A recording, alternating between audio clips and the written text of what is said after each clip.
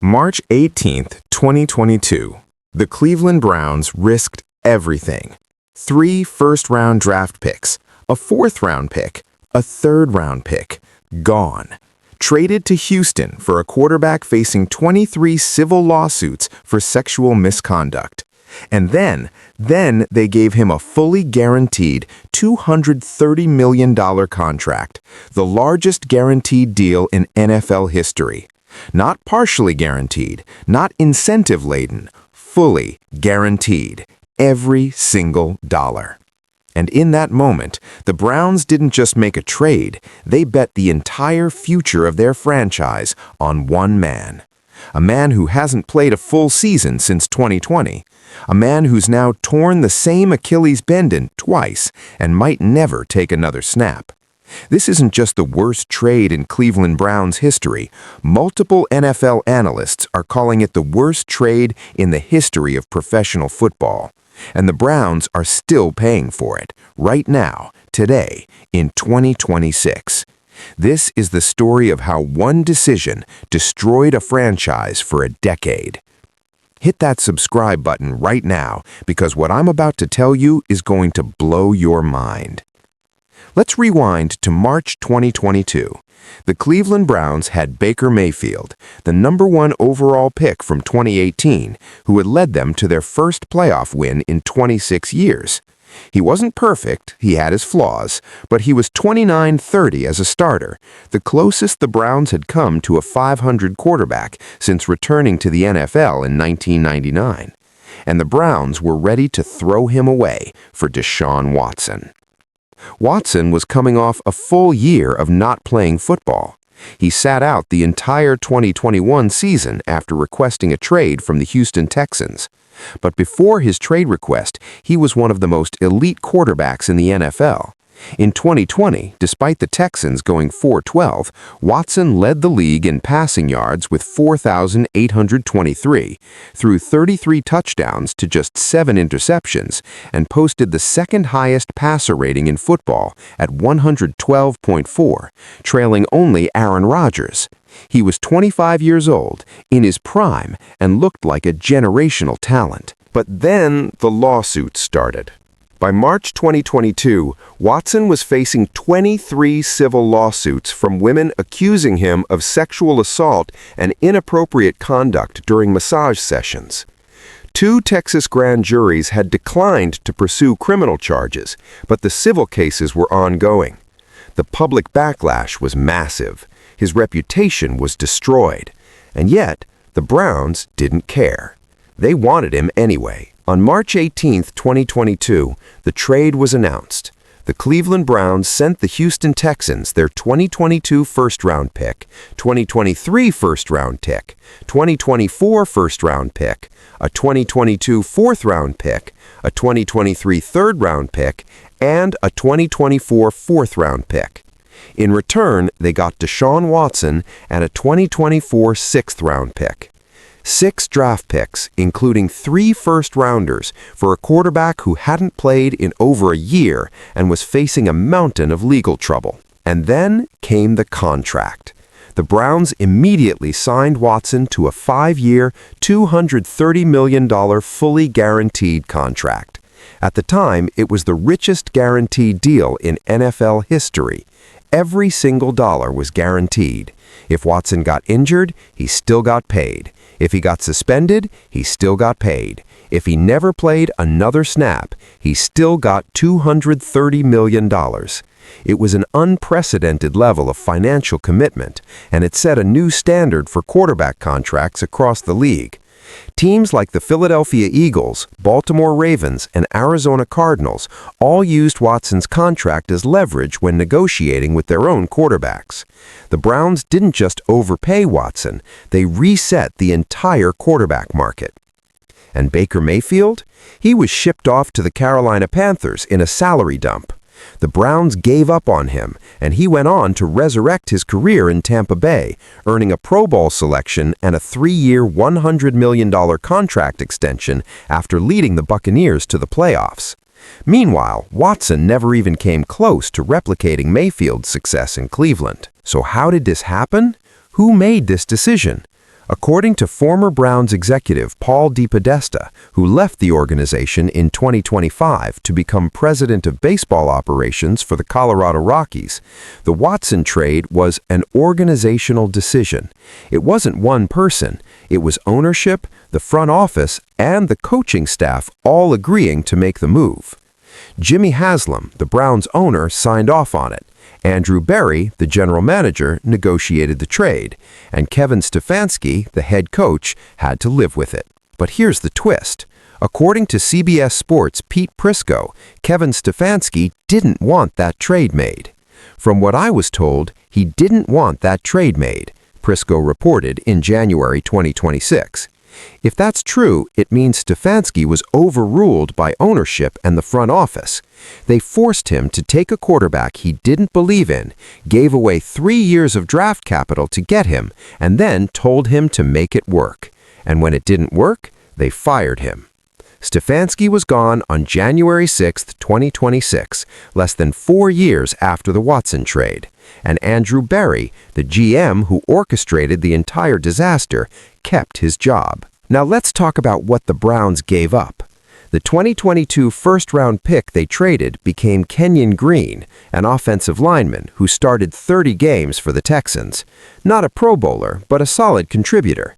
The 2023 first-round pick became Will Anderson Jr., the NFL Defensive Rookie of the Year and one of the best edge rushers in football. Pro Bowl selection, franchise cornerstone, the kind of player you build a defense around. And the 2024 first-round pick? That became another starting player for Houston.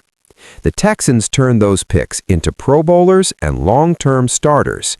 The Browns got 19 games from Deshaun Watson. And it gets worse.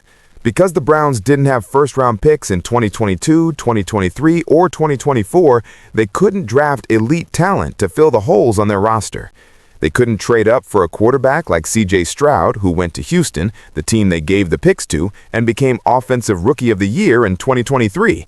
They couldn't draft Jaden Daniels, who won the 2024 Heisman Trophy and is now lighting up the NFL.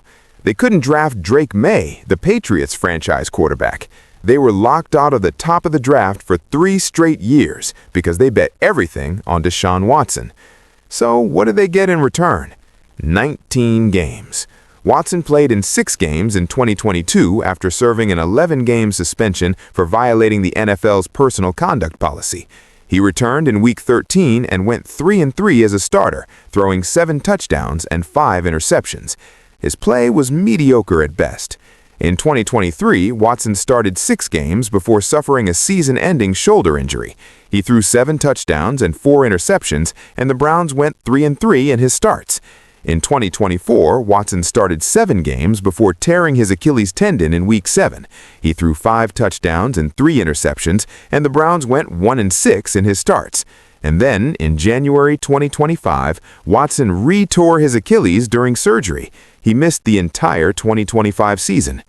Total games played? 19. Record as starter? 7-12. Touchdowns? 19. Interceptions? 12. Completion percentage? 61%. Passer rating? 80.7. Those are backup level stats, and the Browns paid $230 million for it, fully guaranteed. And the damage didn't stop there. Because of Watson's contract, the Browns couldn't make moves in free agency. They couldn't afford to bring in elite offensive linemen, wide receivers, or running backs. They couldn't sign Lamar Jackson when he became available in 2023. They couldn't pursue Sam Darnold in 2024 when he hit the open market. Their cap space was completely wiped out by Watson's deal, and it's still wiping them out today. Here's the nightmare. Watson's 2026 salary cap hit is $80.7 million. Read that again. $80 million. That's the largest single-season cap hit in NFL history. Not for Aaron Rodgers, not for Patrick Mahomes, for Deshaun Watson, who hasn't played a snap since October 2024. And if the Browns try to cut him before June 1st, they incur a dead cap charge of $131 million. $131 million! That's more than some teams' entire salary caps. Even if they wait and use a post-June 1st designation, they're still on the hook for $80 million in 2026 and $50 million in 2027. They can't escape it. They're trapped. And here's the brutal irony. The Browns' only playoff appearance since Watson joined the team came in 2023 when Joe Flacco was starting, not Watson. A 38-year-old journeyman led them to the postseason while their $230 million quarterback sat on injured reserve with a torn shoulder. Flacco went 4-1 as a starter down the stretch, threw 13 touchdowns and 8 interceptions, and won AP Comeback Player of the Year. And the Browns thanked him by letting him walk in free agency, bringing him back in 2025, and then benching him after 4 games. Meanwhile, Baker Mayfield, the quarterback they discarded to make room for Watson, was thriving in Tampa Bay. In 2023, Mayfield threw for 4,044 yards and 28 touchdowns, earning his first Pro Bowl selection. He led the Buccaneers to the playoffs and signed a 3-year, $100 million extension. And during the Browns' 2024 season opener against the Dallas Cowboys, Baker Mayfield threw for 289 yards and 4 touchdowns in a blowout win. Meanwhile, Watson became the first quarterback in NFL history to fail to complete a single pass on 10 or more attempts of 15 yards or more downfield in a game. It was the most embarrassing statistical performance in modern NFL history, and it perfectly summed up the disaster that the Watson trade had become. By March 2025, even Jimmy Haslam couldn't defend it anymore. At the NFL owners' meetings, Haslam stood in front of reporters and admitted the truth. "We took a big swing and miss with Deshaun," Haslam said. "We thought we had the quarterback, we didn't, and we gave up a lot of draft picks to get him. So we've got to dig ourselves out of that hole. It was an entire organization decision, and it ends with D&I, so hold us accountable." A big swing and miss. That's how the owner of the Cleveland Browns described the worst trade in NFL history. And the worst part? They're still paying for it. Watson is still on the roster in 2026. He's still owed $46 million, and General Manager Andrew Berry confirmed in January that the Browns anticipate him being on the 2026 team.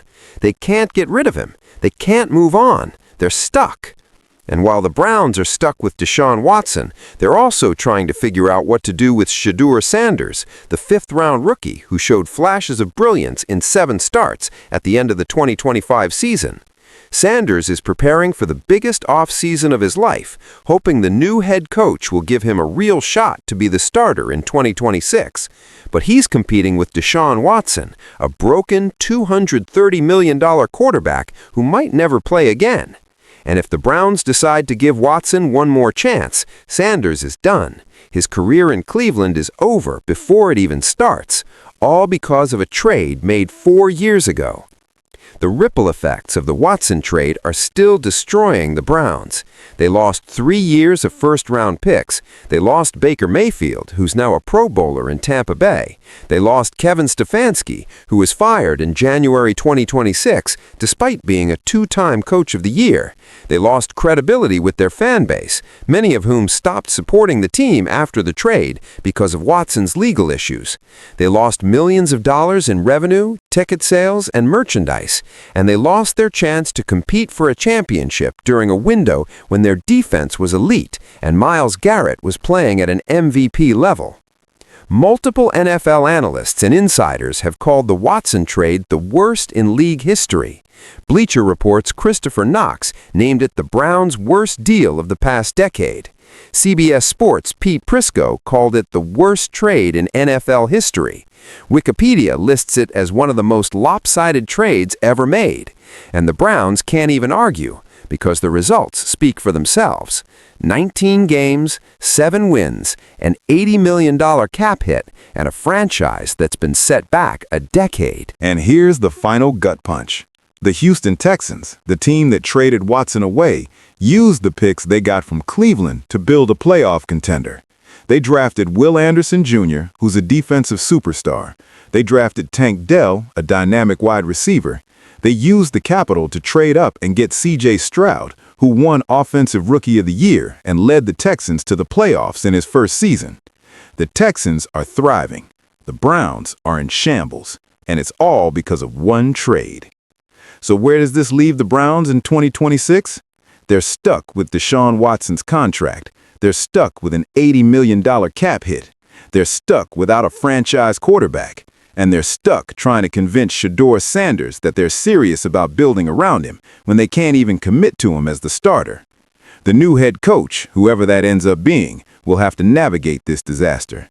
And if they make the wrong call, the Browns will be right back where they started, searching for quarterback number 42, number 43, number 44. The Deshaun Watson trade didn't just cost the Browns 3 first-round picks, it cost them their future, and they're still paying the price.